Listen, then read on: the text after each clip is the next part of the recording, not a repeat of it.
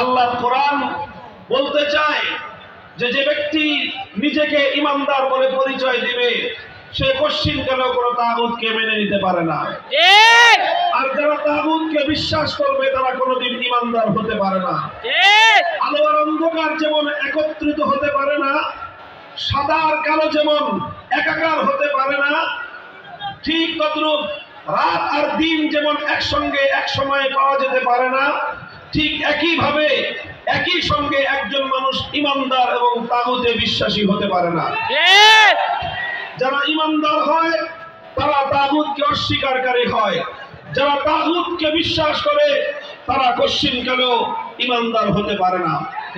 বড় আশ্চর্যের বিষয়, বড় দুঃখজনক এবং মর্মান্তিক বিষয় হলো এই, আজ মুসলিম সমাজের মধ্যে শত শত নয়, হাজার এবং লক্ষ নয়, কোটি কোটি মুসলমান এমন রয়েছে যারা নিজেদেরকে ইমানদার বলে পরিচয় দেয়, অথচ তারা তাগুতকে বিশ্বাস করে। তারা তাগুতে বিশ্বাসী হওয়ার কারণে তারা নিজেদেরকে যতই ইমানদার পরিচয় দিক, তাদের আইডেন্টি কার্ডে, তাদের পরিচয় পত্রে যতই ধর্ম হিসেবে মুসলিম লেখা থাকুক, তাদের নাম যতই আব্দুস সালাম, আব্দুল মুমিন এই নাম থাকুক, যখনই তারা তাগুতের উপর বিশ্বাস স্থাপনকারী হবে তখন তারা ইমানদার এবং মুসলিম হতে পারে না। এটা হলো অত্যন্ত গুরুত্বপূর্ণ একটা বিষয়। সমাজের অসংখ্য অগণিত মানুষ এই তাগুতে বিশ্বাস থাকার কারণে তারা নিজেদেরকে মূর্খতা বশত, অজ্ঞতা বশত নিজেদেরকে ইমানদার বলে মনে করে, অথচ কোরআন এবং হাদিসের ফয়সালায় তারা স্পষ্টভাবে মুশরিক এবং তারা কাফের ও বেঈমান। এই জন্য আমি আমার আলোচনার সুবিধার্থে লম্বা আলোচনা করব না, আমি বলতেছি আপনারা মেহেরবানি করে আওয়াজ করবেন না।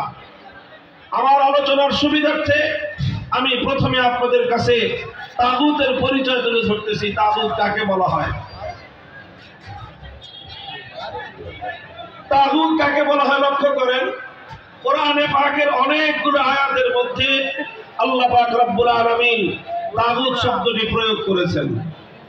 قد تبين الرشد من الغي فمن يكفر بالطاغوت ويؤمن بالله فقد استمسك بالعروة الوثقى। আল্লাহ বলেছেন যে তাগুতকে অস্বীকার করবে আর আল্লাহর উপরে ঈমান আনবে সে একটা শক্ত মজবুত হাতলকে ধারণ করলো।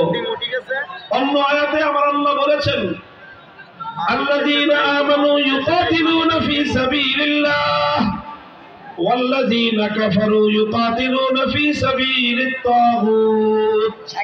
যারা ঈমানদার তারা লড়াই করে কার পথে? আল্লাহ। চিৎকার করে বলেন, যারা ঈমানদার তারা লড়াই করে কার পথে? আল্লাহ। ওয়াল্লাযীনা কাফারু ইউকাতিলুনা ফি সাবিলিত তাগুত। আর যারা কাফের এবং বেঈমান তারা লড়াই করে, সংগ্রাম করে, চেষ্টা করে তাগুতের পথে। অর্থাৎ সব জায়গায় আল্লাহর কোরআন ঈমান বিল্লাহকে এবং তাগুতকে কম্পিটিটিভ অর্থাৎ একটি প্রতিদ্বন্দ্বিতামূলক শব্দ হিসেবে আল্লাহ প্রয়োগ করেছেন। আল্লাহর প্রতিপক্ষ হলো তাগুত, তাগুতের প্রতিপক্ষই হলেন আমার আল্লাহ। সুতরাং দুই প্রতিপক্ষকে যেমন একসঙ্গে কেউ খুশি করতে পারে না, তদ্রূপ যদি কেউ তাগুতকে খুশি করতে চায় কশ্চিনকালেও আল্লাহকে খুশি করতে পারবে না। যারা আল্লাহকে খুশি করতে চাইবে, যারা আল্লাহ সন্তুষ্টি হাসিল করতে চাইবে, যারা আল্লাহকে রাজি করতে চাইবে তারা কশ্চিনকালেও তাগুতকে রাজি করতে পারবে না। কাজেই এই যে দ্বিমুখী একটা চরিত্র মানুষের মধ্যে আছে যে আল্লাহ ভি রাজি রহে শয়তান ভি নারাজ না হো, আল্লাহ সন্তুষ্ট থাকুক শয়তানও যেন বেজার না হয়, এই ধরনের ধোঁকাবাজি আর মুনাফিকি নীতি পরিহার করতে হবে। আর এই মুনাফিকি নীতি মুসলমানদের মধ্যে সবচেয়ে বেশি প্রবিষ্ট আছে। মুসলিম জাতি এবং সমাজের মধ্যে সবচেয়ে বেশি মুনাফিকি নীতি কার্যকর আছে হলো মুসলমানরা তাগুতের পরিচয় জানে না। এই জন্য খুব সংক্ষিপ্তভাবে আমি আপনাদের সামনে তাগুতের পরিচয় তুলে ধরছি। আমি বলছি কোরআনে পাকের অনেকগুলো আয়াতের মধ্যে আল্লাহ পাক রব্বুল আলামিন তাগুতকে আল্লাহর প্রতিপক্ষ হিসেবে সাব্যস্ত করেছেন। এই জন্য কাদিমান ওয়া হাদিসান সাহাবায়ে কেরামের যুগ থেকে আজ পর্যন্ত যারাই পবিত্র কোরআন নিয়ে আলোচনা করেছেন, তাফসীর করেছেন, তারা সকলেই অত্যন্ত গুরুত্বের সঙ্গে তাগুতের পরিচয় তুলে ধরেছেন। এবং সেই সবগুলো কথা একত্রিত করলে তার সারাংশ যেটা দাঁড়ায় সেটা হলো তাগুতের পরিচয় বলা হয়। তাগুত ওই গায়রুল্লাহকে বলা হয়। গায়রুল্লাহ মানে হলো আল্লাহ ভিন্ন পৃথিবীতে যা আছে সবই কি বলেন গায়রুল্লাহ। কথা বুঝতেছেন আমার? না শুধু স্লোগান দেওয়ার তালে আছেন? আরে ভাই স্লোগান তো দিতে হবে, আগে কথাটা বুঝে তারপরে সঙ্গে সেই কথার উপর স্লোগান আসবে। এই না বুঝে না শুনে স্লোগান দেওয়ার এই প্রবণতা, এটা আমি একেবারেই পছন্দ করি না। স্লোগান দিতে হবে, শুধু স্লোগান কেন, লড়তে হবে, মারতে হবে এবং মরতে হবে, রক্ত দিতে হবে, জীবন দিতে হবে, বিপ্লবের পথে আল্লাহর জমিনকে রক্তে রঞ্জিত করে শাহাদাতের সিঁড়ি বেয়ে কালেমা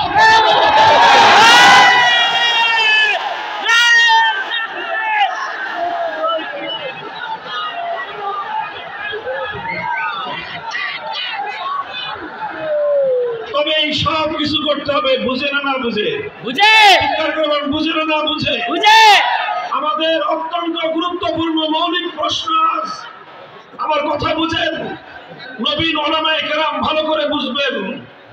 আজকের এই সমাজের কাছে বিশেষ করে আধুনিক শিক্ষিত তরুণ প্রজন্ম, স্কুল কলেজ ইউনিভার্সিটির ছাত্ররা আজ যেই প্রসঙ্গটা খুব ভালো করে জানতে চায়, বুঝতে চায়, সেই প্রসঙ্গ হলো এই ঈমান এবং কুফরের প্রসঙ্গ, তাওহীদ এবং শিরকের প্রসঙ্গ, একত্ববাদী আল্লাহ এবং এই তাগুতের পার্থক্য প্রসঙ্গ আজকে বুঝতে চায় তারা। আর এই আবেগ, এই চেতনা তাদের মধ্যে সৃষ্টি হয়েছে বলে বাংলাদেশে 5ই আগস্টে বিপ্লব হয়েছে। 5ই আগস্টের বিপ্লব শুধু আলেম ওলামারা করে নাই, 5ই আগস্টের বিপ্লব শুধু কওমি মাদ্রাসার ছাত্ররা করে নাই, বরং 5ই আগস্টের বিপ্লব এদেশের কওমি আলিয়া স্কুল কলেজ ইউনিভার্সিটির সকল প্রজন্মের ছাত্র জনতা, ইয়াং জেনারেশন, তরুণ প্রজন্ম ঐক্যবদ্ধ হয়ে যে বিপ্লব করেছে, সেই বিপ্লবের অন্যতম চেতনা ছিল আল্লাহর জমিন থেকে সমস্ত তাগুতি শক্তির শেকড় সহ উপড়ে ফেলা। কাজেই এটা গুরুত্বপূর্ণ প্রসঙ্গ, এটা বুঝতে হবে আমাদেরকে, ছাত্র জনতাকে বুঝতে হবে, তরুণ আলেমদেরকে বুঝতে হবে, জাতির কাছে এই মেসেজ পৌঁছে দিতে হবে। আমি বলছি তাগুতের পরিচয়, ডেফিনেশন, সংজ্ঞা বলছি তাগুত কাকে বলা হয়। খুব সহজ ভাষায় বলতে গেলে আমি বলছিলাম গায়রুল্লাহ বুঝেন? বলেন সকলে জবাব দেন, গায়রুল্লাহ বুঝেন? গায়রুল্লাহ মানে কি? আল্লাহ ছাড়া। গায়রুল্লাহ মানে আল্লাহ ছাড়া। পৃথিবীতে আল্লাহ ছাড়া যা আছে সবই গায়রুল্লাহ। আল্লাহ ছাড়া কায়নাতের মধ্যে যা আছে সব কি গায়রুল্লাহ। গায়রুল্লাহ। তো কোন গায়রুল্লাহকে যদি আল্লাহর আসনে বসানো হয়, সেই গায়রুল্লাহকে বলা হয় তাগুত। যেই গায়রুল্লাহকে আল্লাহর আসনে বসানো হবে সেই গায়রুল্লাহ কি? তাগুত। যে গায়রুল্লাহ নিজে অথবা অন্য কেউ তাকে আল্লাহর আসনে বসানোর পর সে তার প্রতি সম্মত থাকবে, সেই গায়রুল্লাহকে তাগুত বলা হবে। আরো সহজ ভাষায় যদি বলি, আমার আল্লাহ পাক রব্বুল আলামিনের কিছু বৈশিষ্ট্য আছে যেটা আল্লাহর জন্য নির্ধারিত, যে বৈশিষ্ট্য আল্লাহ ছাড়া অন্য কারোর জন্য বৈধ নয়, এমন কিছু বৈশিষ্ট্য আল্লাহর রয়েছে। আল্লাহর সেই বৈশিষ্ট্যগুলো যদি কোন গায়রুল্লাহর জন্য সাব্যস্ত করা হয়, তখনই সেই গায়রুল্লাহ তাগুতে পরিণত হয়। যেরকম সহজ দৃষ্টান্ত দিলে আপনারা বুঝবেন, ইবাদতের একমাত্র মালিক কে? আল্লাহ। চিৎকার করে একেবারে মাহফিলের শেষ পর্যন্ত আল্লাহ। ইবাদতের একমাত্র মালিক কে? আল্লাহ। ইবাদতের একমাত্র উপযুক্ত কে? আল্লাহ। এখন যে ইবাদত একমাত্র আল্লাহর প্রাপ্য, সেই ইবাদত যদি আল্লাহ ছাড়া কোনো গায়রুল্লাহকে দেওয়া হয়, তাহলে সেই গায়রুল্লাহকেই বলা হয় তাগুত। যেমন ইবাদত কেউ যদি আল্লাহকে না করে, লাত, মানাত, উজ্জা, হুবাল এই সমস্ত দেব দেবতাকে ইবাদত করে, তাহলে সেই দেব দেবতাগুলোকেই বলা হয় তাগুত। এটা ছিল সেই যুগের তাগুত। আর আজকের যুগে এই যে দুর্গা, সরস্বতী, কালী নামে যত মূর্তির পূজা মানুষ করে, এই প্রত্যেকটা মূর্তিকে মানুষ আল্লাহর আসনে বসায়। যে ইবাদত এক আল্লাহর উপযুক্ত ছিল, যে ইবাদত একমাত্র আল্লাহর জন্য নির্ধারিত ছিল, সেই ইবাদতকে আল্লাহর জন্য না করে দুর্গার জন্য করলো, কালীর জন্য করলো, সরস্বতীর জন্য করলো, নানা ধরনের মূর্তির জন্য করলো। সুতরাং এই মূর্তিগুলা যখনই মানুষ এই মূর্তির পূজা করে, তখনই এই মূর্তিগুলো তাগুতে পরিণত হয়। এটা মানুষ বুঝে, এটা মুসলমানরা বুঝে যে আল্লাহ ছাড়া অন্য কোনো গায়রুল্লাহর পূজা করা যাবে না। কেন? তাহলে একত্ববাদ থাকবে না। ইবাদতের উপযুক্ত একমাত্র কে? আল্লাহ। ইবাদত যেরকম একমাত্র আল্লাহর, আল্লাহই একমাত্র যেরকম ইবাদতের উপযুক্ত, আল্লাহই এই মহাবিশ্বের মধ্যে একমাত্র ইবাদত প্রাপ্য, ঠিক তদ্রূপ ইবাদতের মতো আল্লাহ পাকেরও আল্লাহর আরেকটা অনন্য বৈশিষ্ট্য রয়েছে, যেটা আল্লাহর জন্য নির্ধারিত। সেটা হলো এই কায়নাতের মধ্যে, গোটা সৃষ্টি জগতের মধ্যে চূড়ান্ত ভাবে আনচ্যালেঞ্জেবল, অর্থাৎ যেই বিষয়কে কেউ চ্যালেঞ্জ করতে পারবে না, কেউ যেটাকে প্রশ্ন করতে পারবে না, কেউ যেটাকে বাতিল করতে পারবে না, এইরকম চূড়ান্ত ভাবে এই মহাবিশ্বের মধ্যে বিধান দেওয়ার একমাত্র মালিক কে? আল্লাহ। আল্লাহর কোন বিধানকে দুনিয়ার কোন কর্তৃপক্ষ চ্যালেঞ্জ করার অধিকার রাখে না। আল্লাহর কোন বিধানকে দুনিয়ার কোন ব্যক্তি বা কোন কর্তৃপক্ষ বাতিল করার অধিকার রাখে না। আল্লাহর কোন বিধানের ব্যাপারে দুনিয়ার কোন কর্তৃপক্ষ, দুনিয়ার কোন ব্যক্তি প্রশ্ন করবার অধিকার রাখে না। এই প্রশ্নহীন চূড়ান্ত বিধান দেওয়ার একমাত্র মালিক কে? আল্লাহ। ইবাদতের একমাত্র মালিক কে? আল্লাহ। বিধান দেওয়ার চূড়ান্ত ক্ষমতার মালিক একমাত্র কে? আল্লাহ। ইবাদতের মধ্যে যদি কেউ আল্লাহ ছাড়া কোনো গায়রুল্লাহর ইবাদত করে, তাহলে এটাকে বলা হয় শিরক ফিল ইবাদাহ, অর্থাৎ ইবাদতের মধ্যে শিরক করলো কেউ। ঠিক তদ্রূপ যে আইন তৈরি করবার একচ্ছত্র চূড়ান্ত ক্ষমতা আল্লাহর জন্য নির্ধারিত, সেই আইন তৈরি করার ক্ষমতা যদি কেউ আল্লাহ ছাড়া অন্য কোন গায়রুল্লাহকে প্রদান করে, অন্য কোন ব্যক্তি অথবা কোন গোষ্ঠীকে যদি কেউ প্রদান করে, অন্য কোন গোষ্ঠী যদি আল্লাহর কোন আইনকে চ্যালেঞ্জ করে কোন আইন তৈরি করে, তাহলে সেই ব্যক্তি এবং সেই গোষ্ঠীও তাগুতে পরিণত হয়।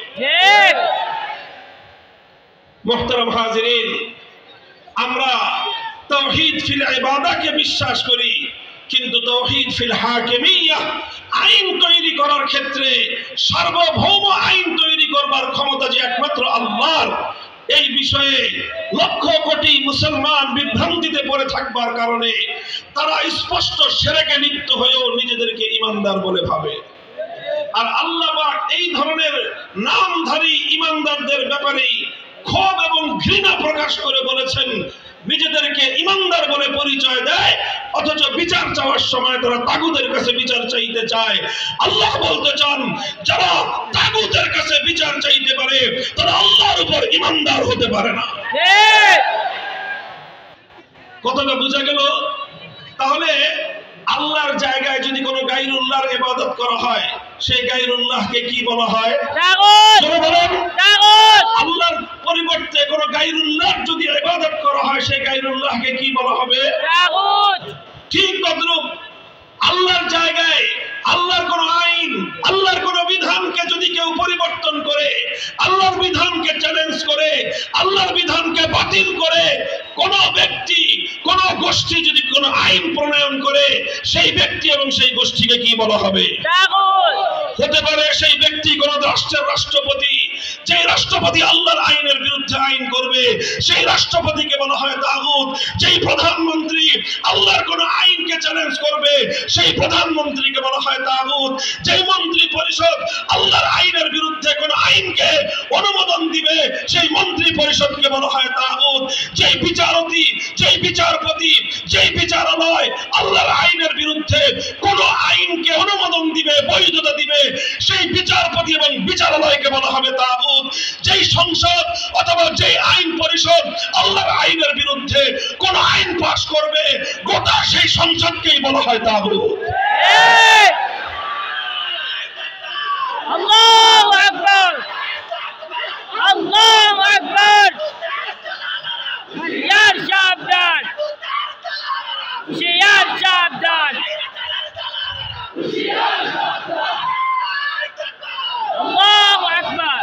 মুহতারাম হাজিরিন, এই তাগুত আপনারা চিন্তা করেন, কোন মুসলমান যে নাকি নিজেকে ইমানদার বলে পরিচয় দেয় তাকে যদি দুর্গার পূজা করতে বলা হয় সে রাজি হবে? কোন ইমানদারকে যদি কালী অথবা সরস্বতী মূর্তির দেবতার পূজা করতে বলা হয় সে রাজি হবে?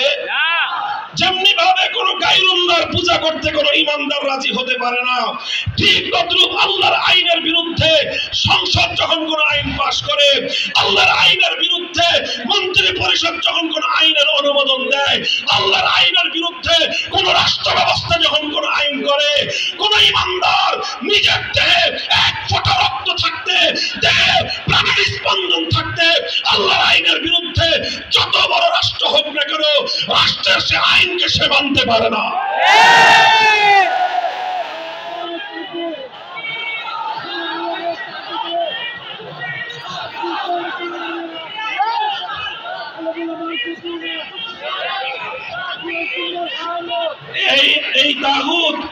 এই তাগুতি ব্যবস্থা তথা আল্লাহর এই পৃথিবীতে, আল্লাহর সৃষ্টি জগতের মধ্যে, আল্লাহর মাখলুকাতের উপর গায়রুল্লাহর আইন চাপিয়ে দেওয়া, এটাই হলো এই পৃথিবীর মানুষের উপর সবচেয়ে বড় জুলুম। লক্ষ্য করে বুঝেন, আল্লাহর মাখলুক সৃষ্টি করলেন কে?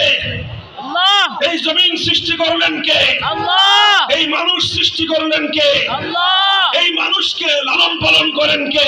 আল্লাহ। এই মানুষের রিজিকের ব্যবস্থা করেন কে? আল্লাহ। এই মানুষের হায়াত মওতের মালিক কে? আল্লাহ। সব কিছু আল্লাহ করেন। এই মানুষের জন্য আল্লাহ পাক আগুন পানি বাতাস সৃষ্টি করেছেন। মানুষ আল্লাহর প্রতি মুহূর্তে আল্লাহর রিজিক খেয়ে বেঁচে থাকে। অথচ আল্লাহর সৃষ্টি এই মানব জাতির উপর যখন কিছু গায়রুল্লাহ নিজেদের বানানো আইন চাপিয়ে দেয়, তারা এই মানুষের উপর কত বড় জুলুম করে খোদার কসম খেয়ে বলি, তাকাদুস সামাওয়াতু ওয়াল আরদ ইয়াতাফাত্তারু, আসমান এবং জমিন ভেঙে পড়ার চেয়ে আরো ভয়ঙ্কর বিষয় হলো মানব জাতির উপর মানুষের বানানো আইন চাপিয়ে দেওয়া। এই অভিশাপ মুসলমানদের মধ্যে দীর্ঘ একটা সময় পর্যন্ত ছিল না।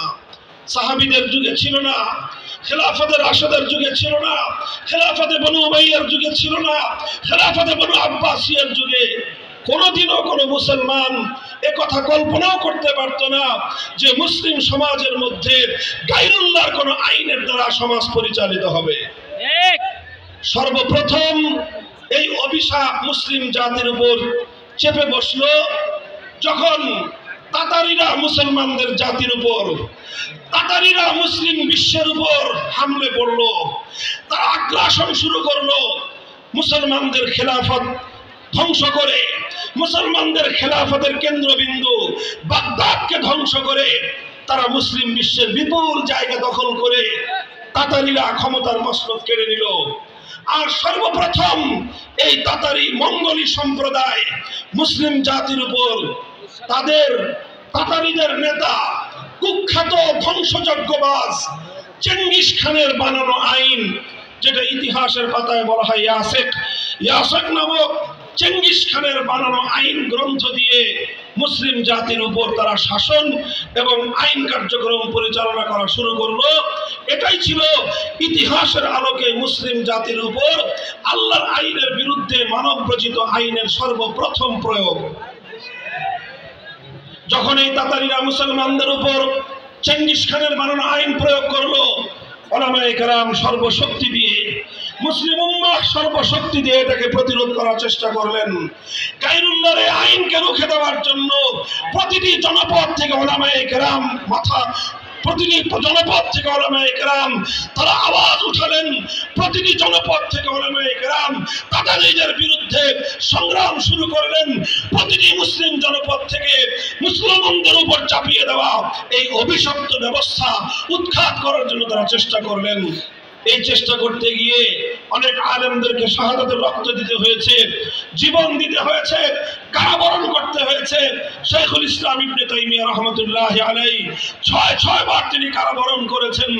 কারা প্রকোষ্ঠে জীবনের দীর্ঘ সময় তিনি অতিক্রম করে দিয়েছেন, কিন্তু গায়রুল্লাহর আইন, আল্লাহর আইনের পরিবর্তে মুসলিম জাতির উপর চাপিয়ে দেওয়াকে তিনি মেনে নিতে পারেন নাই।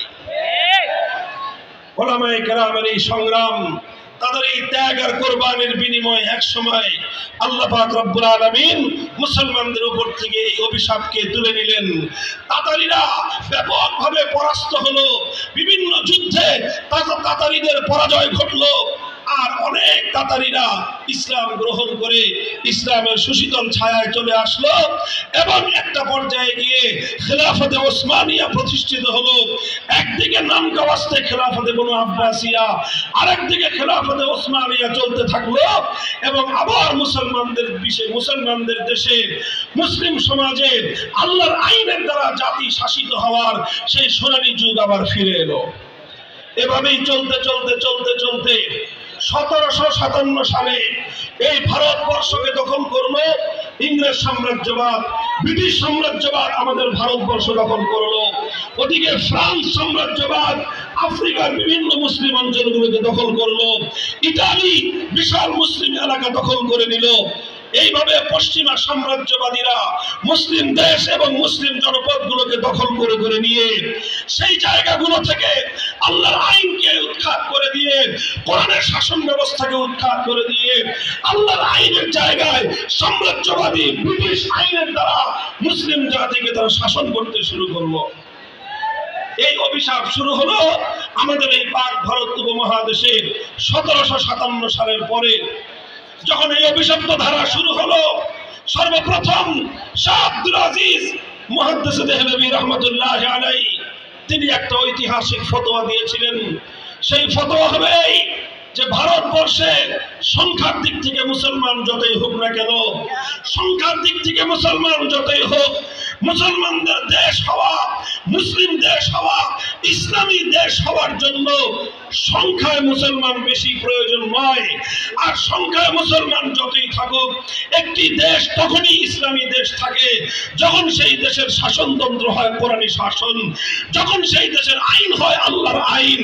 সর্বপ্রথম যখন ব্রিটিশ সাম্রাজ্যবাদীরা মুসলমানদের এই ভারতবর্ষকে দখল করে আল্লাহর আইনের পরিবর্তে ব্রিটিশদের প্রবর্তিত আইন দ্বারা চালু করলো, শাহ আব্দুল আজিজ রহমতুল্লাহি আলাইহি ফতোয়া জারি করলেন, এই দেশ এখন কোটি কোটি মুসলমান থাকতে পারে, কিন্তু এই দেশ আর ইসলামী দেশ নাই। এই দেশ এখন দারুল ইসলাম নয়, এই দেশ এখন দারুল হরব, অর্থাৎ এই দেশ এখন কাফেরদের দ্বারা আক্রান্ত দেশ। কারণ এই দেশে মুসলমান থাকতে পারে, মুসলমানরা নিরাপদ থাকতে পারে, কিন্তু এদেশে ইসলাম নিরাপদ নাই, এদেশে ইসলামের আইন নিরাপদ নাই।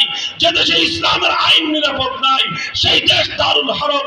সেই হিসেবে এই দারুল হরবকে আবার দারুল ইসলামে ফিরিয়ে আনা আর এজন্য লড়াই করা, জিহাদ করা, সংগ্রাম করা প্রত্যেক মুসলমানের জন্য ফরজ। এই ফতোয়া জারি করার পর মুসলমানরা আবার আল্লাহর আইন ফিরিয়ে আনার জন্য সংগ্রাম শুরু করলেন, লড়াই শুরু করলেন। লড়াই আর সংগ্রাম চলতে চলতে 1831 সালে বালাকোটে সৈয়দ আহমদ শহীদ রহমতুল্লাহি আলাইহি ইংরেজদের বিরুদ্ধে লড়াই করলেন। উদ্দেশ্য ছিল একটাই, আবার আল্লাহর জমিনে আল্লাহর আইন ফিরিয়ে আনা। সেই বালাকোটে সৈয়দ আহমদ রহমতুল্লাহি আলাইহি শাহাদাত বরণ করলেন। আবার মুসলমানরা নতুন করে লড়াই শুরু করলো, প্রস্তুতি শুরু করলো। আবার 1857 সাল এলো। 1857 সালে হাজী আমদাদুল্লাহ মুহাজির মক্কি রহমতুল্লাহি আলাইহি আল্লাহর জমিনে আল্লাহর আইন বাস্তবায়নের জন্য খেলাফতের ঘোষণা দিলেন এবং তিনি আমিরুল মুমিনিন হিসেবে মুসলমানদের উপর আল্লাহর আইন প্রয়োগ করার ঘোষণা দিলেন। মুহতারাম হাজিরিন, দুর্ভাগ্যজনক আমরা আজকে হাজী ইমদাদুল্লাহ মুহাজির মক্কি রহমতুল্লাহ আলাইহিকে শুধুমাত্র সাইয়্যিদুত তায়েফা সকল পীরদের পীর হিসেবে আমরা পরিচয় দিয়ে থাকি। হাজী ইমদাদুল্লাহ মুহাজির মক্কি রহমতুল্লাহ আলাইহি যেমনি ভাবে সকলের পীর ছিলেন, রশিদ আহমদ গঙ্গুহির পীর ছিলেন, কাসেম নানুতুবি রহমতুল্লাহ আলাইহির পীর ছিলেন, শাইখুল হিন্দের পীর ছিলেন, শাহ আশরাফ আলী থানভী রহমতুল্লাহ আলাইহির পীর ছিলেন। কিন্তু এমনি একদিকে যেমন তার পীরের পরিচয় ছিল, সঙ্গে সঙ্গে তিনি এই উম্মতের, এই ভারতবর্ষের আমিরুল মুমিনিন ছিলেন। তিনি আমিরুল মুমিনিন ছিলেন। তিনি খেলাফত ঘোষণা দিয়েছিলেন। তার সেই খেলাফতের প্রধান মার্কাজ, প্রধান রাজধানী ছিল থানা ভবন। তার একজন প্রধান সেনাপতি ছিল হাফেজ জামিল রহমতুল্লাহ আলাইহি। তার খেলাফতের প্রধান বিচারপতি ছিলেন রশিদ আহমদ গঙ্গুহি রহমতুল্লাহ আলাইহি। তার রাষ্ট্রে, তার খেলাফতের প্রধানমন্ত্রী ছিলেন কাসেম নানুতুবি রহমতুল্লাহ আলাইহি। এভাবে হাজী ইমদাদুল্লাহ মুহাজির মক্কি রহমতুল্লাহ আলাইহি তিনি আবার ইংরেজদের বানানো আইন প্রত্যাখ্যান করে, বাতিল করে মুসলিম সমাজের মধ্যে আল্লাহর আইন ফিরিয়ে আনার জন্য খেলাফত কায়েম করেছিলেন। আর তিনি যখন এই খেলাফত কায়েম করে আল্লাহর আইন জারি করলেন, ব্রিটিশ সাম্রাজ্যবাদীরা তাদের বিরুদ্ধে হামলা করলো, আক্রমণ করলো, লড়াই হলো, জিহাদ হলো। শামিলির রণাঙ্গনে তার প্রধান সেনাপতি হাফেজ জামিল রহমতুল্লাহ আলাইহি সহ অসংখ্য আলেম ওলামা, অসংখ্য দিনদার মুসলমান বুকের রক্ত দিয়ে আল্লাহর জমিনকে রঞ্জিত করলেন, শাহাদাতের মৃত্যুকে আলিঙ্গন করলেন। হাজার হাজার ওলামায়ে কেরাম ফাঁসি কাষ্ঠে ঝুললেন। বুক খালি হলো ওলামায়ে কেরামের মায়েদের, বিধবা হলেন আলেমদের স্ত্রীরা, ইতিম হলো আলেমদের সন্তানেরা। সমস্ত জুলুম তারা চোখ বুজে সহ্য করলেন, হাসি মুখে তারা বরণ করে নিলেন। কিন্তু এক মুহূর্তের জন্য মানব রচিত আইনের সামনে মাথা নত করেন নাই। তারা শাহাদাত বরণ করলেন, পারলেন না এবারও দ্বিতীয় চেষ্টায়। তখন 1866 সালে নতুন মেহনত শুরু করলেন, দারুল উলুম দেওবন্দ প্রতিষ্ঠা করলেন। উদ্দেশ্য আবার একই, আল্লাহর জমিনে আল্লাহর আইন, আল্লাহর শাসন ফিরিয়ে আনতে হবে। আল্লাহর জমিনে আল্লাহর কোরআনের শাসন ফিরিয়ে আনতে হবে। 1866 সালে দারুল উলুম দেওবন্দ প্রতিষ্ঠিত হয়ে এই সংগ্রাম শুরু হলো। চলতে চলতে চলতে চলতে 80 বছর পরে 1947 সালে ব্রিটিশরা রাজি হলো যে ঠিক আছে, আমরা তোমাদের দেশ ছেড়ে চলে যাব, তোমরাই তোমাদের দেশ যেভাবে ইচ্ছা সেভাবে শাসন করবে। যখন ব্রিটিশরা এই দেশ ছেড়ে চলে যেতে সম্মত হলো, তখন এদেশে বড় বড় দুইটা জাতি ছিল, একটা হলো হিন্দু জাতি আর একটা হলো মুসলিম জাতি। তখন প্রশ্ন আসলো, এই দুই রাষ্ট্র, বিশাল ভারত একসঙ্গে থাকবে না হিন্দুদের আলাদা রাষ্ট্র হবে, মুসলমানদের আলাদা রাষ্ট্র হবে? তখন মুসলমানরা সিদ্ধান্ত নিল, অধিকাংশ মুসলিমরা সিদ্ধান্ত নিল যে আমাদের দুনিয়ার এত উন্নতির প্রয়োজন নাই, আমাদের এত বড় রাষ্ট্রের প্রয়োজন নাই, আমাদের জাগতিক এত সমৃদ্ধির প্রয়োজন নাই।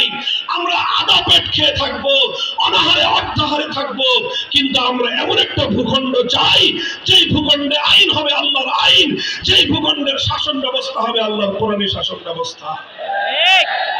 শুরু হলো পাকিস্তান প্রতিষ্ঠার আন্দোলন। এই বাংলাদেশের ছাত্র জনতা, দুঃখজনক ইতিহাস আর তোমার পূর্বপুরুষদের গৌরবজনক ইতিহাসের একটা অধ্যায়। গভীর মনোযোগ দিয়ে শোনো। আল্লাহর জমিনে আল্লাহর কোরআনী শাসন ব্যবস্থা কায়েম করার জন্য এই গোটা ভারতবর্ষে সবচেয়ে বেশি ত্যাগ আর কোরবানি, সবচেয়ে বেশি আত্মত্যাগ, সবচেয়ে বেশি রক্ত যেই জনপদের মানুষ দিয়েছে, সেটা পশ্চিম পাকিস্তানের মানুষ না, সেটা রাওয়ালপিন্ডির মানুষ না, সেটা করাচি আর লাহোরের মানুষ না, সেটা খাইবার পখতুনখোয়া আর সেই বেলুচিস্তানের মানুষ না। আল্লাহর জমিনে আল্লাহর কোরআনী শাসন কায়েম করার জন্য ভারতবর্ষে যে জাতির সবচেয়ে বেশি অবদান, সে জাতি হলো এই পূর্ব বাংলা তথা বাংলাদেশের মুসলিম সমাজ। অত্যন্ত গৌরবজনক ইতিহাস আমাদের পূর্বপুরুষদের ইতিহাস। আমাদের পূর্বপুরুষরা তারা এই বাড়ির কাছের কলকাতা কলকাতাকে লাথি মারলো, বললো যে তোমাদের সঙ্গে আমরা থাকবো না। বাড়ির কাছের দিল্লির সঙ্গে আমরা সম্পর্ক ছিন্ন করলাম। বিশাল ভারত রাষ্ট্র, যেই ভারত রাষ্ট্র আমাদের বাংলা জনপদের চারিদিক থেকে ঘেরাও করে আছে। আমরা এই ভারতের সঙ্গে থাকলে অনেক বড় রাষ্ট্র পেতাম, আমরা ভারতের সঙ্গে থাকলে অনেক বড় দেশ পেতাম, ভারতের সঙ্গে থাকলে পৃথিবীতে আমরা অনেক বড় রাষ্ট্রের নাগরিক হিসেবে সারা দুনিয়াতে আমরা চলাফেরা বিচরণ করতে পারতাম। কিন্তু আমাদের পূর্বপুরুষরা, তোমাদের পূর্বপুরুষরা বাড়ির কাছের দিল্লি আর বাড়ির কাছের ভারতবর্ষকে লাথি মেরে 2000 কিলোমিটার দূরের সেই পশ্চিম পাকিস্তানিদের সঙ্গে হাতে হাত রেখেছিল। এ কারণে নয় যে ওরা পশ্চিম পাকিস্তানি খান পাঠান, শুধু একটা কারণে, ওদের পরিচয় মুসলমান, আমাদের পরিচয় মুসলমান। আমরা বলেছিলাম আসো মুসলমান মুসলমান, হাতে হাত রাখি, ভ্রাতৃত্বের বন্ধন স্থাপন করি, আর আমরা এমন একটা রাষ্ট্র করি যে রাষ্ট্রের সংবিধান হবে আল কোরআন। আল্লাহর কোরআনের আইনের দ্বারা শাসিত হওয়ার জন্য পশ্চিম পাকিস্তানের মুসলমানদেরও অনেক ত্যাগ রয়েছে, অবদান রয়েছে। তবে পশ্চিম পাকিস্তানিদের যেই পরিমাণ অবদান, সেই আল্লাহর নিজামে ইসলাম কায়েম করার জন্য, ইসলামী শাসন ব্যবস্থা কায়েম করার জন্য পশ্চিম পাকিস্তানিদের অবদানকে এক পাল্লায় রাখা হলে আর বাংলাদেশের মুসলমানদের অবদান অপর পাল্লায় রাখা হলে বাংলাদেশের মুসলমানদের অবদান তাদের চেয়ে 10 গুণ বেশি ভারী হয়ে যাবে। কিন্তু দুর্ভাগ্য আমাদের, আমরা স্বাধীন করলাম, আমরা হিন্দুদের থেকে আলাদা হয়ে মুসলিম রাষ্ট্র গঠন করলাম। এমন একটা রাষ্ট্র যে রাষ্ট্রের সংবিধান হবে কোরআনী সংবিধান, যে রাষ্ট্রের শাসনতন্ত্র হবে ইসলামী শাসনতন্ত্র, যে রাষ্ট্রের নিজাম হবে নিজামে ইসলাম। এরকম একটা স্বপ্ন নিয়ে এদেশের মানুষ হাজার মাইলের দূরত্বের পশ্চিম পাকিস্তানিদের সঙ্গে আমরা বন্ধন গড়ে তুললাম। কিন্তু দুর্ভাগ্য, পশ্চিম পাকিস্তানিরা আমাদের 1947 সালের 15ই আগস্টের স্বাধীনতা অর্জন হওয়ার পর থেকেই ওরা আমাদের সঙ্গে বিমাতাসুলভ আচরণ শুরু করলো, বিশ্বাসঘাতকতা শুরু করলো, গাদ্দারি করা শুরু করলো। আমাদের আলেম সমাজ বারবার তাদেরকে বলল, অঙ্গীকার পুরা করো, জাতিসংঘে যে ওয়াদা করে পাকিস্তান গঠন করেছিলে, মুসলমানদের জন্য একটা ভূমি হবে, ভূখণ্ড হবে, একটা দেশ হবে, যেই দেশের শাসনতন্ত্র হবে ইসলামী শাসনতন্ত্র, যেই দেশের আইন হবে আল্লাহর কোরআনের আইন, সেই অঙ্গীকার তোমরা পূরণ করো। পশ্চিম পাকিস্তানি রাষ্ট্রনায়করা বলতো হুজুরদেরকে যে হুজুর আর কয়েকটা দিন সবুর করেন। কেন সবুর করব? তারা বলতো যে রাষ্ট্রটা এখনো শিশু রাষ্ট্র, তো এখনো শিশু রাষ্ট্র হওয়ার কারণে এখন যদি আমরা এই রাষ্ট্রের মুসলমানি করাই তাহলে এই রাষ্ট্রটা টিকবে না। বুঝেন না এই কথা? আরে পোলাপানদের মুসলমানি করায় না, একটু বড় হয়নি। ওই পশ্চিম পাকিস্তানি শাসকরা আমাদের আলেম ওলামারা যখনই দাবি তুলতো যে রাষ্ট্রকে মুসলমান বানাও না কেন, কয় হুজুর এই রাষ্ট্রটা শিশু, তো আরেকটু বড় হোক, এরপরে এই রাষ্ট্রকে মুসলমান বানাবো, রাষ্ট্রের মুসলমানি করায় কোরআনের শাসন আমরা কায়েম করব। এই করতে করতে 10 বছর যায়, 15 বছর যায়, 20 বছর যায়। হুজুররা যখনই বলে তখনই তারা বলে যে হুজুর এটা এখনো শিশু রাষ্ট্র, এখনই যদি আমরা এখানে ইসলাম কায়েম করি আমেরিকার সাহায্য পাওয়া যাবে না, ইউরোপ আমাদের থেকে মুখ ফিরিয়ে নেবে, আমরা তখন পৃথিবীতে মাথা উঁচু করে দাঁড়াতে পারবো না। এই নানা রকম অজুহাতে, ছলচাতুরি দিয়ে, অজুহাত দেখিয়ে এদেশের মুসলমানদেরকে 24 বছর পর্যন্ত বঞ্চিত করে রেখেছে। এদেশের মুসলমানদের সঙ্গে 24 বছর পর্যন্ত গাদ্দারি আর বিশ্বাসঘাতকতা করেছে। আমার আব্বাজান মরহুম হযরত শাইখুল হাদিস আল্লামা আজিজুল হক রাহমাতুল্লাহি আলাইহি একটা কৌতুক করে এই ক্ষেত্রে একটা কথা বলতেন যে 24 বছর একই গান শুনাইলো যে রাষ্ট্র এখনো শিশু। যেই ছেলে 24 বছরের শিশু থাকে ও বালেগ হয় না, বললেন যে এটা 90 বছর আর বালেগ হবে না। কাজে এই রাষ্ট্র রাখার দরকার নাই। যেই পাকিস্তান আল্লাহর কোরআনের বিধান বাস্তবায়নের অঙ্গীকার করে প্রতিষ্ঠিত হয়েছিল, 24 বছর পর্যন্ত রাষ্ট্র যদি শিশুই থাকে তাহলে 24 বছরের যে রাষ্ট্র বালেগ হয় না, 24 বছরের যে রাষ্ট্র সে তারা তার প্রাপ্তবয়স্ক হয় না, সে রাষ্ট্রের প্রয়োজন নাই। পাকিস্তান ভেঙে খান খান করে দাও। যখন এইভাবে আলেম সমাজ পাকিস্তানের প্রতি তাদের অনাস্থা জ্ঞাপন করলেন। মুসলমানরা 24 বছর পর্যন্ত কোরআনী সংবিধান চেয়েছে, বারবার তারা বঞ্চিত হলো। মুসলমানদের হৃদয়ে ক্ষোভ পুঞ্জীভূত হতে থাকলো। এই সময়ে 1970 সালে এই বঙ্গ জনপদের একজন লিডার, একজন নেতা, তিনি জাতিকে আশ্বস্ত করার জন্য একটা ঘোষণা দিলেন। সেই ঘোষণা হলো যে আমরা যদি বিজয়ী হতে পারি তাহলে কোরআন সুন্নাহ বিরোধী কোনো আইন করব না, কোরআন সুন্নাহ বিরোধী কোনো আইন করবেন না। এই কথাটা কে বললেন? শেখ মুজিবুর রহমান সাহেব। তিনি এই তার জন্মের ইতিহাসে সবচেয়ে ভালো কোনো কাজ যদি করে থাকেন তাহলে তার এই ভালো কাজটা ছিল 1970-এর জাতীয় নির্বাচনের সময় জাতির সঙ্গে তিনি একটা অঙ্গীকার করেছিলেন যে কোরআন সুন্নাহ বিরোধী কোনো আইন তিনি করবেন না। এটা আমাদের মোল্লা মৌলবীদের মুখের কথা নয়, এটা বাংলাদেশের স্বাধীনতার দলিলপত্র ঘেটে দেখেন। 1970 সালের জাতীয় নির্বাচনের আগে আওয়ামী লীগের যে নির্বাচনী ইশতেহার ছিল, সেই নির্বাচনী ইশতেহারের মধ্যে জাতির সঙ্গে প্রকাশ্যে ওয়াদা করা হয়েছিল কোরআন সুন্নাহ বিরোধী কোনো আইন তারা করবে না। এরপরে কি দেখলাম আমরা? তিনি নির্বাচনে পাশ করলেন, বিজয়ী হলেন, মানুষ অন্ধভাবে তাকে ভোট দিল। বিপুল পরিমাণ ভোট পেয়ে মানুষের জনসমর্থন নিয়ে নির্বাচিত হলেন। কিন্তু পশ্চিম পাকিস্তানিরা বাংলাদেশি নেতার কাছে তারা ক্ষমতা হস্তান্তর করলো না। তার পরিবর্তে 25শে মার্চ ভয়াল কালো রাতে ঘুমন্ত বাংলার মানুষের উপর তারা ঝাঁপিয়ে পড়লো, নির্বিচারে হত্যাকাণ্ড চালালো। 26শে মার্চ বাংলাদেশের পক্ষ থেকে স্বাধীনতা যুদ্ধের ঘোষণা দেওয়া হলো। 9 মাসের রক্তক্ষয়ী মুক্তিযুদ্ধের মধ্য দিয়ে 1971-এর 16ই ডিসেম্বর বাংলাদেশ স্বাধীনতা লাভ করলো।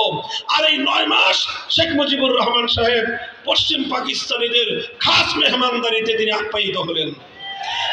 এরপরে বাংলাদেশ স্বাধীন হওয়ার পর তিনি সেখান থেকে মুক্ত হলেন। মুক্ত হয়ে সোজা গেলেন ইংল্যান্ডে।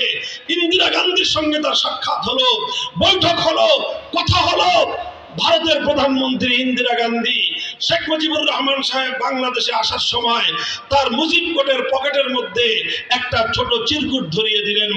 আর ওই চিরকুটের মধ্যে তাকে অর্ডার করলেন, তাকে নির্দেশ দিলেন যে তুমি গিয়ে তোমার বাংলাদেশে এমন একটা সংবিধান প্রণয়ন করবা যে সংবিধানটা মুসলমানদের সঙ্গে সাংঘর্ষিক হবে, যে সংবিধান ইসলামী আদর্শের সঙ্গে গাদ্দারি হবে, এমন একটা সংবিধান করবা যেই সংবিধানটা কাগজে কলমে বাংলাদেশের সংবিধান হবে, কিন্তু সেই সংবিধানটা হবে ভারতের দালালির সংবিধান।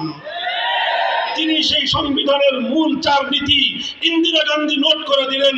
প্রথম মূলনীতি হবে জাতীয়তাবাদ, দ্বিতীয় মূলনীতি হবে ধর্মনিরপেক্ষতাবাদ, তৃতীয় মূলনীতি হবে গণতন্ত্র, চতুর্থ মূলনীতি হবে সমাজতন্ত্র।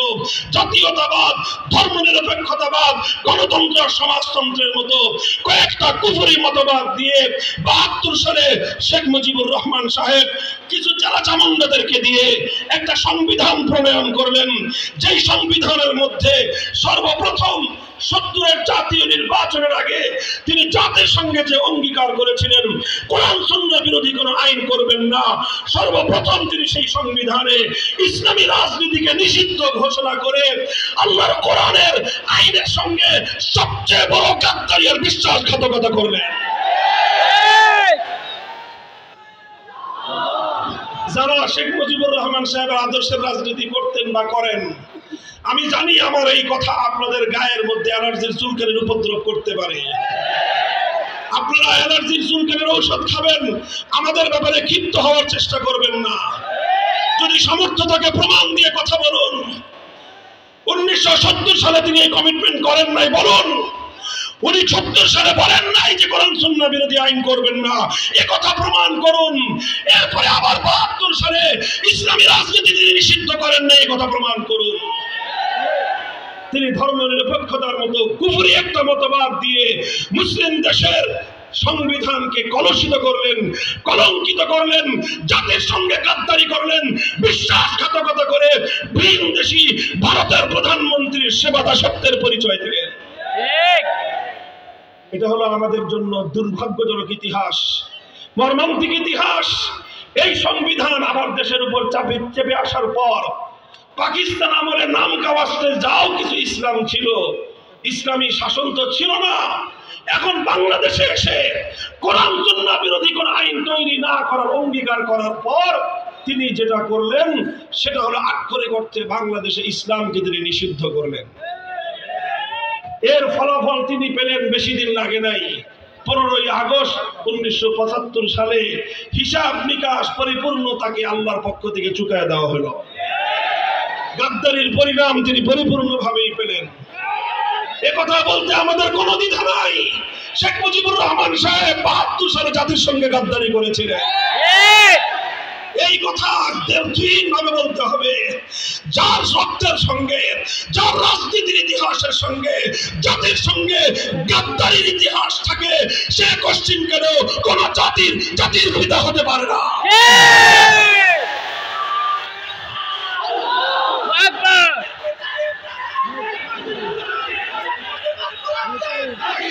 ইব্রাহিম শেখ মুজিবুর কুরআন আল্লাহু আকবার। মুহতারাম হাজিরিন, আমি এই দীর্ঘ আলোচনাকে সংক্ষিপ্ত করে সার নির্যাস আপনাদের সামনে বর্ণনা করতেছি, কারণ আমি কারেন্ট ইস্যু, বর্তমান আমার সমাজ, এই রাষ্ট্রের সবচেয়ে গুরুত্বপূর্ণ ইস্যুকে আমি আপনাদের পক্ষ থেকে, আলেম সমাজের পক্ষ থেকে জাতির সামনে উপস্থাপন করতে চাই। এজন্যই আমি এই ইতিহাস বলতেছি। আর না হলে কারো রাজনৈতিক সমালোচনা করা, অন্তত মাহফিলে বসে, এটা আমাদের স্বভাব নয়। কিন্তু যেটা জাতির প্রসঙ্গ, যেটা ইসলামের প্রসঙ্গ, যেটা ইসলামের অস্তিত্বের প্রসঙ্গ, যেটা ঈমান এবং কুফরের মাসআলা, সেটাকে কোনো কৌশলের দোহাই দিয়ে, হিকমতের দোহাই দিয়ে সে বক্তব্য থেকে নীরব থাকা, এটা অন্য কেউ করতে পারলেও আলেম সমাজের পক্ষে করা উচিত হবে না। 75 সাল গেল, উনি ওনার যেই ইসলামের সঙ্গে কমিটমেন্টের বরখেলাপ করেছিলেন, ওয়াদার বরখেলাপ করেছিলেন, তার প্রাপ্য তিনি আল্লাহর পক্ষ থেকে পরিপূর্ণ পেয়ে গেলেন। পরবর্তী রাষ্ট্রনায়ক যারা আসলো, তারা নাম কাওয়াস্তে কিছু সংস্করণ আনার চেষ্টা করলো। এমন কিছু সংস্কার আনলেন যেই সংস্কারের মাধ্যমে অনেক কিছু হওয়া সম্ভব ছিল, কিন্তু সংবিধানের মধ্যে স্ববিরোধিতার কারণে মুসলমানরা, এদেশের মুসলিম জাতিসত্তা গঠনের 1000 বছরের যে প্রয়াস ছিল, সেই প্রয়াস এবং সেই চেষ্টা বারবার মুখ থুবড়ে পড়েছে। যা আমাদের সংবিধানে নতুন করে সংযুক্ত হলো বিসমিল্লাহির রহমানির রহিম। আমাদের সংবিধানে ধর্মনিরপেক্ষতাকে বাতিল করে দিয়ে আল্লাহর উপর অবিচল আস্থা এবং বিশ্বাস সংযুক্ত হলো। এরপরে রাষ্ট্র ধর্ম ইসলাম হলো। এগুলো সামান্য অগ্রগতি ছিল। তবে বাংলাদেশের আইনের মধ্যে আল্লাহর আইন বিরোধী কোন আইন তৈরি না করতে পারার এই ঈমানের অনিবার্য ধারা কখনোই বাংলাদেশের সংবিধানে বিগত 53 বছর সংযুক্ত হয় নাই। অথচ এই না থাকার কারণে সংবিধানের মধ্যে আল্লাহর আইন বিরোধী আইন তৈরি করার অবকাশ থাকার কারণে, আর এই সংবিধানের মধ্যে জনগণকে সার্বভৌম ক্ষমতার মালিক বলার কারণে, ভাই কথাটা বুঝেন, এক দুর্গাকে পূজা করলে মানুষ একত্ববাদী থাকে না। একটা দুর্গাকে আল্লাহর জায়গায় বসালেন, মানুষ আর ইমানদার থাকে না। জবাব দেন সবাই বুঝে শুনে। না। কেউ যদি শুধুমাত্র একটা মূর্তিকে পূজা করলো, সে আল্লাহর স্থানে একটা মূর্তিকে বসালো, তাহলে সেই মানুষটা যদি ইমানদার না থাকতে পারে, আর সেই একই কাজ যে আইন তৈরি করবার সার্বভৌম ক্ষমতা একমাত্র কার?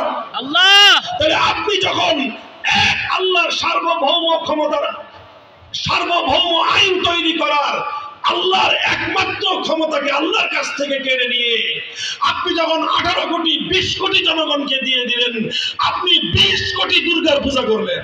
ঠিক। এক দুর্গাকে পূজা করে যদি হিন্দুরা মুশরিক হয়, তাহলে আপনি 20 কোটি দেবতা বানায় আল্লাহর সমকক্ষ সাব্যস্ত করে আপনি কিভাবে ইমানদার থাকতে পারেন? এটা অন্য কারো বুঝে আসলেও আল্লাহর কোরআন এই কথাকে সমর্থন করে না। ঠিক। আজ আমরা এই অভিশপ্ত ধারায় রয়েছি। আমাদের বাংলাদেশের সংবিধানের মধ্যে জনগণকে সকল আইনের সার্বভৌম ক্ষমতার মালিক বানানো হয়েছে, আর জনগণের পক্ষ থেকে তাদের ভোটে নির্বাচিত জাতীয় সংসদকে সার্বভৌম ক্ষমতা দেওয়া হয়েছে। অর্থাৎ জাতীয় সংসদের সদস্যরা যে আইন করবে সেটাই চূড়ান্ত আইন। জাতীয় সংসদ যদি আল্লাহর কোরআনের আইনকে বাতিল করে দেয়, নাউযুবিল্লাহি মিন যালিক, সেই আল্লাহর কোরআনের আইন বাতিল হয়ে যায়। এভাবে আল্লাহর একমাত্র ক্ষমতার মসনদ, চূড়ান্ত আইন তৈরি করবার ক্ষমতার মসনদে আল্লাহ থেকে কেড়ে নিয়ে জাতীয় সংসদের সদস্যদেরকে জাতীয় সংসদকে প্রদান করার মাধ্যমে এই রাষ্ট্র একটা শিরকি রাষ্ট্রে পরিণত হয়েছে। ঠিক। আর এর অভিশাপ প্রতিটা মুসলমানকেই বহন করতে হয়। এর অভিশাপের দায় আমাদের আলেম ওলামা সহ প্রত্যেকটা ধর্মপ্রাণ মুসলমানকেও এই অভিশাপের দায় মাথায় নিয়ে ঘুরতে হয়।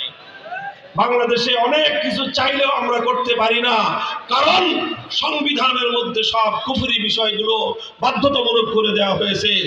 ছোট্ট দুটো দৃষ্টান্ত দিয়ে আমি আপনাদের সামনে, একটু মনোযোগ দিয়ে বুঝেন।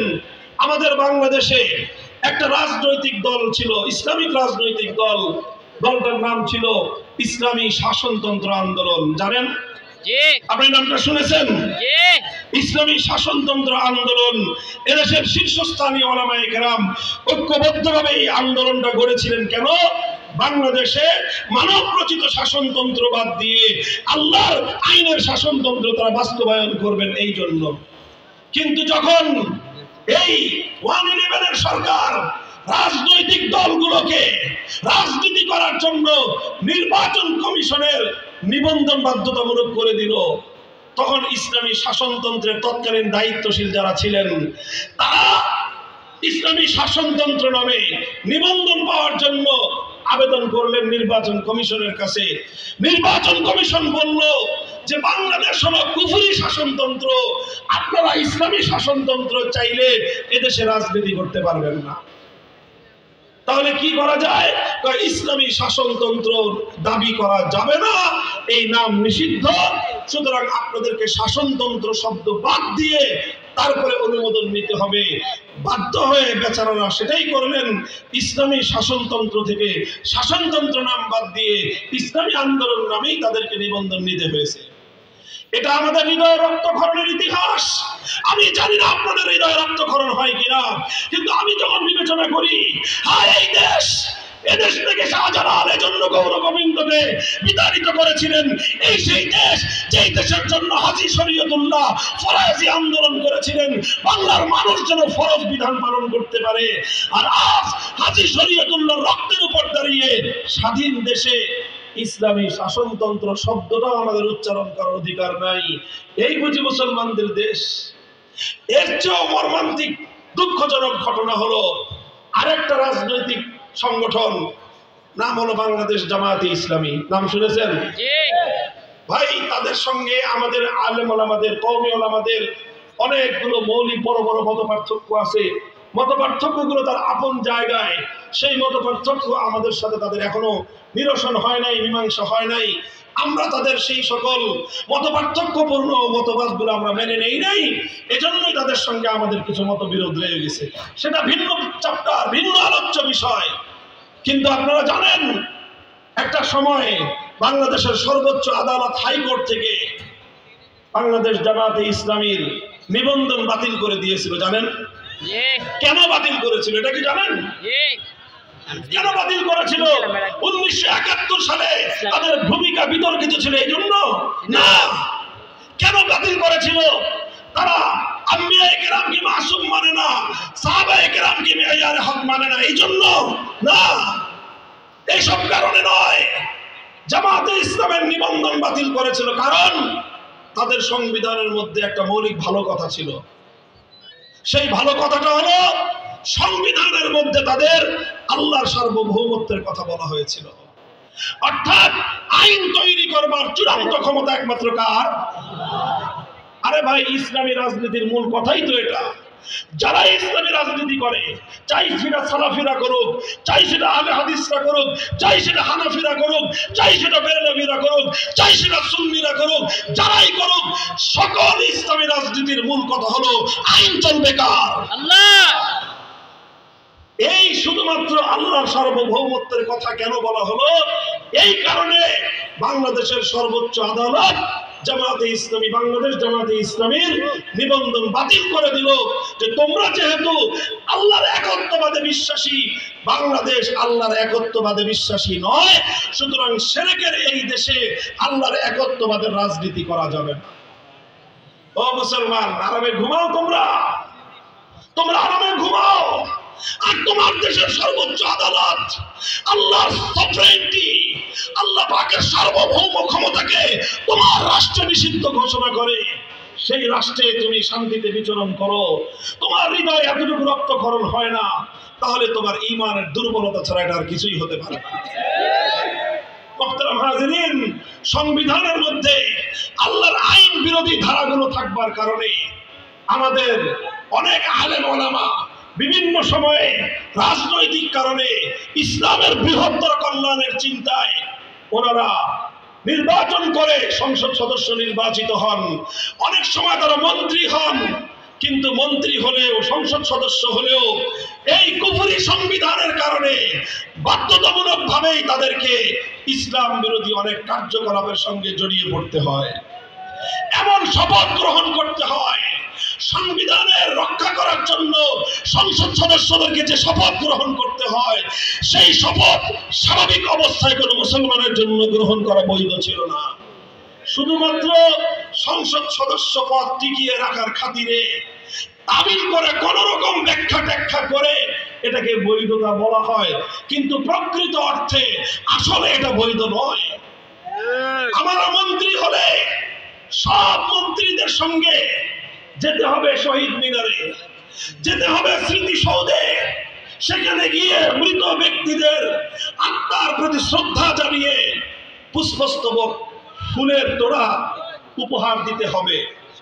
ওলামায়ে কেরামকে জিজ্ঞাসা করেন, চার মাযহাবের আলেমদেরকে জিজ্ঞাসা করেন, আল্লাহর পয়গম্বরের সহিহ হাদিসগুলো কি বলে?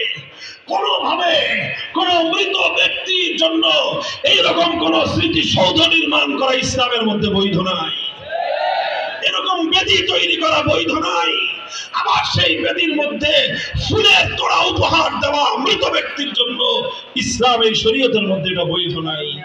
এরকম অসংখ্য অগণিত ইসলাম বিরোধী কার্যকলাপ আমাদের করতে হয়, কারণ ওই সংবিধানের মধ্যে ভূত বসে আছে, শিরকের ভূত। সংবিধানের মধ্যে বসে আছে শিরকের ভূত। ও মুসলমান, আজ আমি তোমাদের সামনে এই আলোচনাটা কেন উত্থাপন করলাম? কারণ এখন বাংলাদেশের সবচেয়ে গুরুত্বপূর্ণ ইস্যু হলো সংবিধান সংস্কার। এই সংস্কারের জায়গায় নানা জনে নানা কথা বলতেছে। আমাদের লোকজনও টেবিলে গিয়ে ফাইলপত্র নিয়ে অনেক ভালো ভালো কথা জমা দিয়ে আসছে, কিন্তু আমাদের অভিজ্ঞতা হলো এই ফাইলপত্র লিখে দিলে, সুন্দর সুন্দর কাগজে সুন্দর সুন্দর কথা লিখে দিলে এই সকল লোকদের কানের মধ্যে আওয়াজ যায় না। এই জন্য আমরা স্পষ্ট ভাষায় আমাদের বক্তব্য পরিষ্কার করে তুলছি।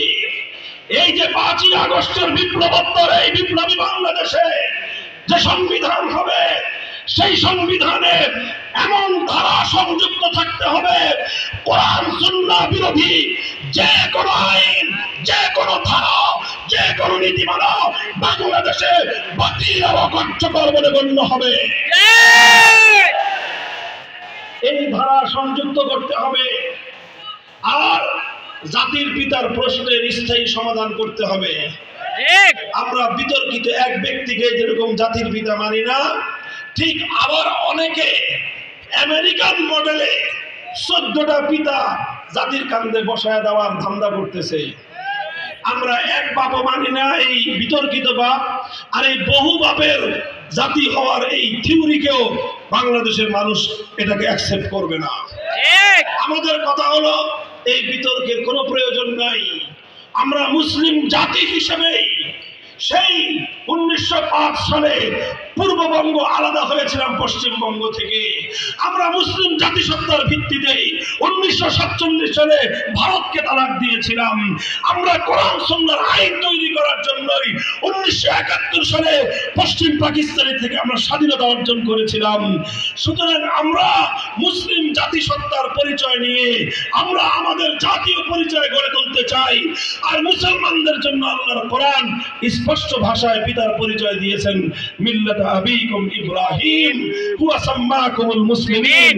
পৃথিবীতে মুসলমান হিসেবে যারা পরিচিত তাদের সকলের জাতির পিতাকে ইব্রাহিম। সুতরাং ইব্রাহিম আলাইহিস সালাম আমাদের জাতির পিতা, এরপরে আর কোন জাতির পিতার প্রয়োজন নাই। ঠিক।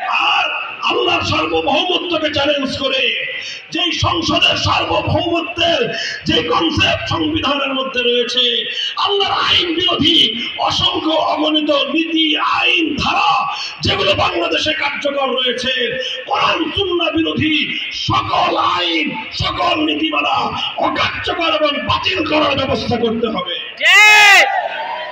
বলবেন যে হুজুর এত বড় বড় দাবি করতেছেন কেন? কারণ এই দাবি আমরা এজন্য করতেছি যে আমরা মনে করি যে আজকের বাংলাদেশ এই বিপ্লবের জন্য উপযুক্ত হয়ে উঠেছে। ঠিক। 5ই আগস্ট এটা শুধুমাত্র ফ্যাসিবাদ বিরোধী বিপ্লব ছিল না। আপনারা লক্ষ্য করে দেখবেন 5ই আগস্টের যে একটা বিপ্লবের যে একটা প্রতীক ছিল, এই বিপ্লবের যে সবচেয়ে বড় সিম্বল ছিল সেটা হলো 5ই আগস্ট বিপ্লব হওয়ার পর 1 ঘন্টার ব্যবধানে কোন আলেম আমাদের কিছু বলতে হয় নাই, কোন নেতাকে নেতৃত্ব দিতে হয় নাই, কাউকে ঘোষণা দিতে হয় নাই। টেকনাফ থেকে তেতুলিয়া পর্যন্ত শিরকের সংস্কৃতি, শিরকের প্রতীক, দেব দেবীর মূর্তি, যত নেতা নেত্রীর মূর্তি, এদেশের তৌহিদ প্রিয় জনতা মুহূর্তের মধ্যে সমস্ত মূর্তি ভেঙে গুড়িয়ে দিয়েছে। মূর্তির মাথায় বসে এদেশের মানুষ পেশাব করে প্রমাণ করে দিয়েছে এদেশের মানুষ কোন মূর্তির কালচারকে আর বরদাস্ত করবে না। কাজেই একটা মাত্র প্রতীক যেটা 5ই আগস্টের বিপ্লবের প্রতীক হিসেবে চিহ্নিত করা যায়, সেটা হলো মূর্তিকে উৎখাত করার এই প্রতীক। কাজেই এখান থেকে স্পষ্ট লক্ষণ পাওয়া যায়, যদিও 5ই আগস্টের বিপ্লব পূর্ণাঙ্গ ইসলামের বিপ্লব নয়, তবে 5ই আগস্টের বিপ্লবের মাধ্যমে সেই ফ্যাসিবাদ উৎখাত হয়েছে যারা আল্লাহর জমিনে ইসলামী বিপ্লবের পথে 50 বছর ধরে সবচেয়ে বেশি বাধা এবং অন্তরায় তৈরি করেছে। আমি আপনাদের মঞ্চে বসে তাদের নেত্রীকে সতর্ক করেছিলাম, নিজের বাপ দাদার মূর্তি বানানো এটা মুহাম্মদুর রাসূলুল্লাহ সাল্লাল্লাহু আলাইহি ওয়াসাল্লামের আদর্শ নয়, বরং মুহাম্মদুর রাসূলুল্লাহ সাল্লাল্লাহু আলাইহি ওয়াসাল্লামের আদর্শ কি ছিল? মক্কা বিজয়ের সময় আল্লাহর নবী পবিত্র আল্লাহর ঘর বাইতুল্লাহ শরীফের 360 মূর্তি ভেঙেছিলেন। আর 360 মূর্তির মধ্যে একটা মূর্তি ছিল আমার নবীজির বাবা পূর্বপুরুষ হযরত ইব্রাহিমের মূর্তি। আল্লাহর নবী সেই মূর্তিটাকেও ছাড় দেন নাই, বরং আল্লাহর নবী সবচেয়ে বেশি ক্ষোভ নিয়ে, সবচেয়ে বেশি রাগ নিয়ে ইব্রাহিম আলাইহিস সালামের মূর্তিকে ভেঙে গুড়িয়ে দিয়েছিলেন। ইব্রাহিম আলাইহিস সালামের মূর্তি ভাঙার আগে আল্লাহর নবী বলেছিলেন, কাতালাহুমুল্লাহ, যারা ইব্রাহিম আলাইহিস সালামের মূর্তি বানায় তাদের উপর আল্লাহর অভিশাপ করুক, যে ইব্রাহিম সারা জীবন মূর্তিকে ধ্বংস করার জন্য জীবনকে ওয়াকফ করলেন, আর তার কিছু কুলাঙ্গার পুত্ররা সেই ইব্রাহিম আলাইহিস সালামের মূর্তি বানিয়েছে। এজন্য আল্লাহর নবী তাদের প্রতি সবচেয়ে বেশি ক্ষোভ প্রকাশ করেছিলেন। আমি বলেছিলাম, সুতরাং নিজের বাপ দাদার মূর্তি ভাঙা মুহাম্মদুর রাসূলুল্লাহর আদর্শ, আর নিজের বাপ দাদা পূর্বপুরুষদের মূর্তি বানায় যারা, তারা আল্লাহর পয়গম্বরের আদর্শের অনুসারী নয়, তারা আবু জাহালের প্রেতাত্মা। এই কথাটা নাকি ওনার কলিজার মধ্যে গিয়ে আঘাত লাগছে। আমাকে অনেকেই বলছে, অনেকেই জিজ্ঞাসা করে যে ভাই আমার বিরুদ্ধে এত খেপলো কেন? গোটা রাষ্ট্রযন্ত্র নিয়ে, গোটা রাষ্ট্রের সকল শক্তি নিয়ে, গোটা পুলিশ বাহিনী, গোটা সমস্ত গোয়েন্দা সংস্থাগুলোকে নিয়ে, গোটা রাষ্ট্রকে নিয়ে আমি একজন ব্যক্তি, সাধারণ মানুষ, আমার বিরুদ্ধে উনি এইভাবে যুদ্ধে ঝাঁপিয়ে পড়লেন কেন? কয় হুজুর জানেন না, আপনাদের কলিজার ভিতরে আঘাত করছেন। আমি বললাম, কলিজার ভিতরে কেমনি আঘাত করলাম? কয় যে আপনি তারে মূর্তির কারণে এত কঠোর কথা বলছেন, এই কঠোর কথা উনি সহ্য করতে পারে নাই, এই জন্য যতভাবে পারে আপনার কাছ থেকে প্রতিশোধ দিয়ে ছাড়বে। এই কথা শোনার পরে দেখলাম যে দুনিয়াতে আর কাউরে কিছু বলে লাভ নাই। বললাম আলাল্লাহি তাওয়াক্কালনা, আল্লাহ তোমার উপর ভরসা করলাম, দেখি তোমার উপর ছেড়ে দিলাম সবকিছু, যা আছে কপালে তুমি কোন পর্যন্ত নিয়ে যাও দেখি। আলহামদুলিল্লাহ 3 বছর পরে এসে আল্লাহর শুকরিয়া আদায় করে বলি, আল্লাহ পাক রব্বুল আলামিন তার পথের একজন সামান্য পথিককে আল্লাহ সাহায্যকারী হিসেবে আল্লাহ সাহায্য না করে একা ছেড়ে দেন না। আল্লাহ ছেড়ে দেন নাই। আমরা সেদিন একটা মূর্তির বিরুদ্ধাচরণ করেছিলাম, বলেছিলাম বাংলাদেশের জনগণের সম্পদ দিয়ে সবচেয়ে বড় মেগা প্রজেক্ট পদ্মা সেতু প্রজেক্টের কপালের উপর বিশাল দেবতা বানানো বাংলার তাওহীদি জনতা ভালো চোখে দেখে না। মূর্তিতে বসাইতে পারেন নাই, তিনি মূর্তিতে বসাইতে পারেন নাই। এই রাগ আর ক্ষোভ সব গিয়ে পড়ছে মামুনুল হকের উপর। 3টা বছর মানসিক এমন কোন নির্যাতন নাই যেটা আমার উপরে চালানো হয় নাই। আলহামদুলিল্লাহ দিলটা ঠান্ডা হয়ে গেছে 5ই আগস্টের দুপুরে বেলায়। খালি সরকারের প্রধান পালায় গেছে এই কারণে না, যখন তিনি পালায় যান ওই সময়ে আমাদেরকে ডাকছে সেনানিবাসে সেনাপ্রধান সাহেব, আমরা গেছি। তারপরে উনি বললেন সবকিছু যে তিনি পদত্যাগ করতেছেন, এখন দেশটাকে আমাদের শান্ত করতে হবে, তাড়াতাড়ি চলেন আমরা সবাই মিলে বঙ্গভবনে যাই, সেখানে গিয়ে পরবর্তী একটা আয়োজন করি। আমরা বললাম ঠিক আছে চলেন। সেনাপ্রধান সহ আমরা সেনানিবাস থেকে রওনা করলাম বঙ্গভবনের দিকে। সেনানিবাস থেকে জাহাঙ্গীর গেট দিয়ে বের হয়ে আসলাম। আপনারা যারা ঢাকার শহর ছিলেন, জাহাঙ্গীর গেট থেকে বিজয় সরণি সর্বোচ্চ 1 কিলোমিটার হবে, মধ্যখানে প্রধানমন্ত্রীর কার্যালয়। এই 1 কিলোমিটার জাহাঙ্গীর গেট থেকে আমরা এই বিজয় সরণি আসা পর্যন্ত, বিজয় সরণির মাথায় বাংলাদেশের মনে হয় 5 তলার সমান একটা বিশাল দেবতার মূর্তি, গোল্ডেন কালার, বিশাল মূর্তি। আমরা জাহাঙ্গীর গেট থেকে বিজয় সরণি পর্যন্ত আসার আগেই দেখি কেউ হাতুড়ি নিয়ে, কেউ শাবাল নিয়ে, কেউ দাও নিয়ে, কেউ খন্তা নিয়ে, আর কেউ রশি নিয়ে এই মূর্তির গলার উপর মাথার উপর গিয়ে উঠছে। এই গলার মধ্যে রশি পেঁচাইছে, আবার কেউ ওই রশির মধ্যে জুতাও বাঁধছে, আর যার যা আছে পিটাইতেছে, ঠ্যাং ভাঙ্গে, কান ভাঙ্গে, নাক ভাঙ্গে। এত বড় মূর্তি, এটা তো সহজে ভাঙ্গা সম্ভব না। পরে দেখি যে এই চিকন রশি না, একটু পরে দেখি এত মোটা জাহাজ বান্দার রশি নিয়েছে কোথেকে যাবে।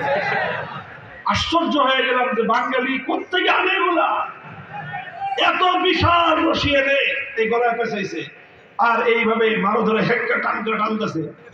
কিন্তু এত মজবুত, বুঝেন না, 5 তলা বিল্ডিং এর সমান, এটা তার সহজে নড়ে না।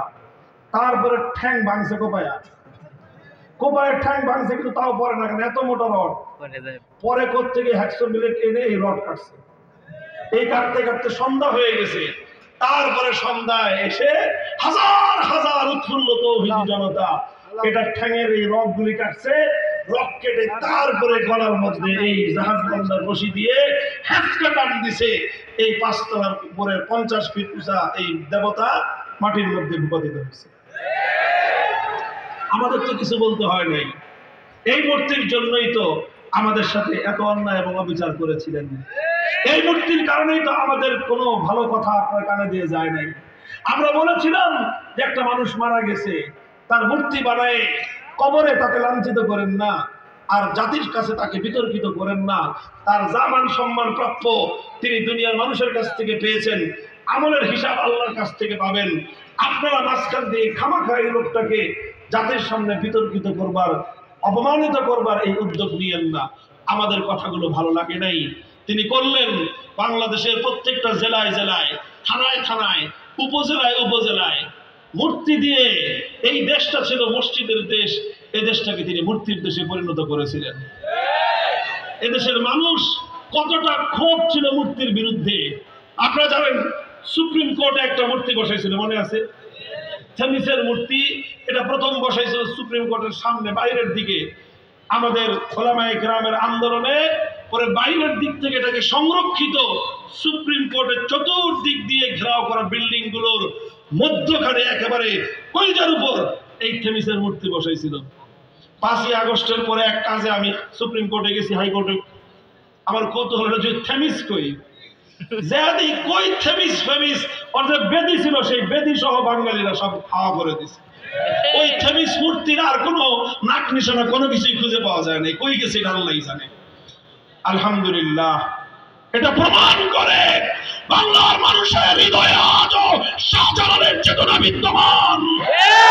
যখনই এদেশে কোনো নবীন্দ্র আবির্ভাব হবে, শাহজালালের সন্তানরা আল্লাহু আকবার বলে আবার ঝাঁপিয়ে পড়বে।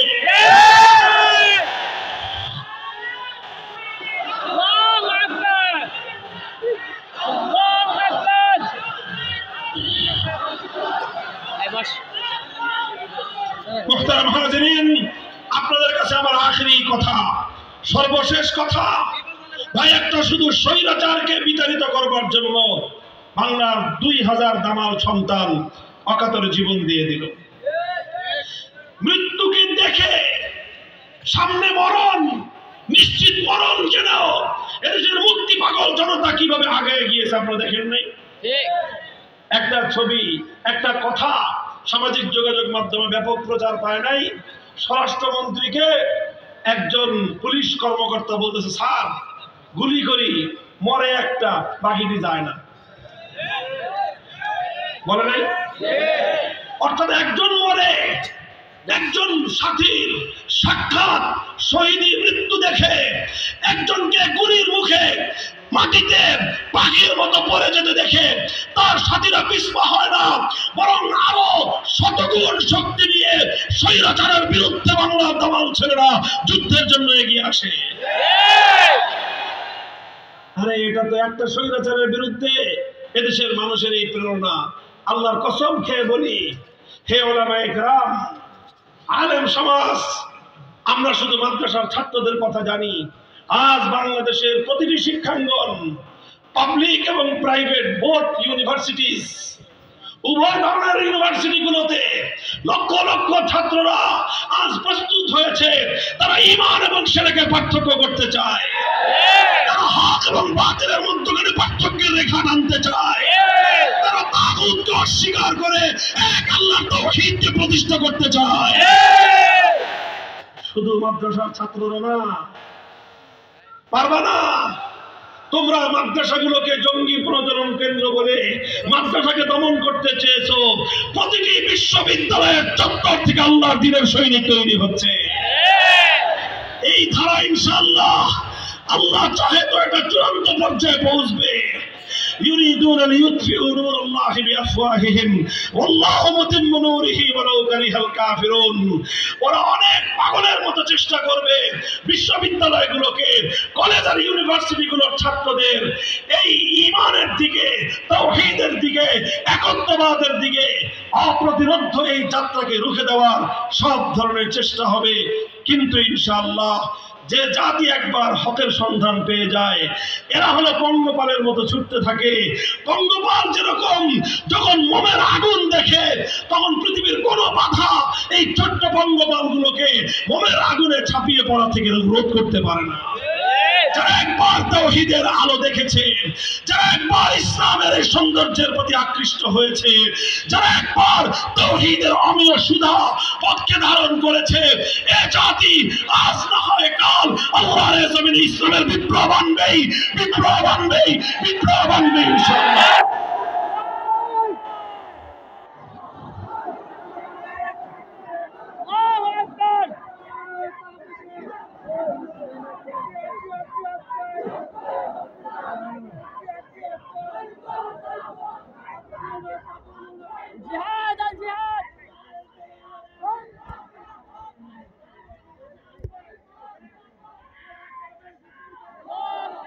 এই জন্য কথা শুনেন, 5ই আগস্টে যেভাবে এক আবু সাঈদ এই বিপ্লবের জন্য বুক পেতে জারি